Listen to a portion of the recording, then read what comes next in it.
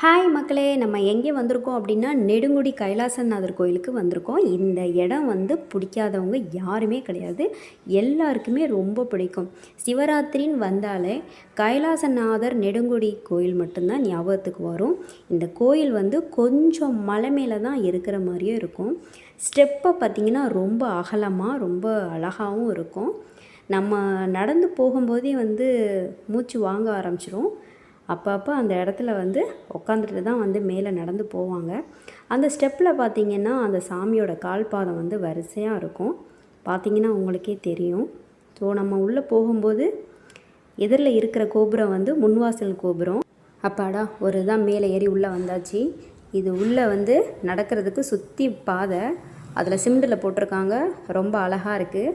அதுக்கப்புறம் பார்த்திங்கன்னா அந்த கோயிலோட மேல் பகுதியில் நின்று பார்த்திங்கன்னா சுற்றி காடு தான். அந்த காட்டுக்கு உள்ளே பார்த்திங்கன்னா மேலே மலை மேலே இருக்கிற மாதிரி இருக்கும் இந்த கோயில். அந்த மேகமும் அந்த காடும் பார்த்திங்கன்னா ரொம்ப அழகாக இருக்கும். அப்படியே கொடைக்கானலில் இருந்து நம்ம பார்க்குற மாதிரி இருக்கும். ரொம்ப சூப்பராக இருக்கும். நல்லா பாருங்கள், நீங்கள் உங்களுக்கே அது தெரியும். இவ்வளோ ஒரு மலைக்கு மேலே நம்ம சிவன் இருக்கார். அதுக்கப்புறம் இது வந்து முன்பகுதி. நந்தியை வந்து சாமி கும்பிட்டதுக்கப்புறம் தான் நம்ம உள்ளே போக முடியும்.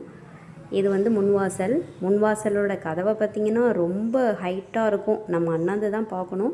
அதுக்கப்புறம் உள்பகுதி கொடிமரம் வந்து நல்லா கோல்டாக இருக்கும். செம்ம சூப்பராக இருக்கும் கொடிமரம். நான் நிறைய டைம் நின்று ஃபோட்டோ எடுத்துருக்கேன். அதுக்கப்புறம் பார்த்திங்கன்னா சிவன் கோயில். உள்ளே பார்த்திங்கன்னா சிவன் இருக்கார். வாங்க போய் பார்ப்போம். பாருங்கள், அழகாக உட்காந்துருக்காரு சிவன். சூப்பராக இருக்குது சிவனை பாருங்கள். மாலைன்னா போட்டு இருட்டுக்குள்ளே வந்து அந்த தீப ஒளியில் தான் வந்து காட்சி கொடுப்பாரு. அதுக்கப்புறம் வலதுபுறம் பார்த்திங்கன்னா பிரசன்ன நாயகி அம்பாள் இருப்பாங்க. அது என்னால் எடுக்க முடியல, ரொம்ப இருட்டாக இருந்தது. அப்புறம் பார்த்திங்கன்னா வெளியில் வந்து அந்த கோபுரத்தை பாருங்கள். இதுனா உள்பகுதியில் உள்ள கோபுரம். ரொம்ப அழகாக இருக்கும். அதாவது இந்த வெளிச்சமே அவ்வளோ ஒரு சூப்பராக தெரியும். நம்மளுக்கே அது ரொம்ப பிடிக்கும். ஃபுல்லாக எல்லாமே கல் தான் கோயில் எல்லாமே. உள்ளே இருக்கிற பார்த்திங்கன்னா ஒரு சிவன் ஒன்று இருக்கும். அப்புறம் ராகு கேது எல்லாமே வரிசையாக இருக்கும். ஒரு ஐயனார் ஒன்று உட்காந்துருப்பார். நான் போகும்போது ஒரு பாப்பாவுக்கு வந்து கரும்பு தொட்டி எடுத்தாங்க.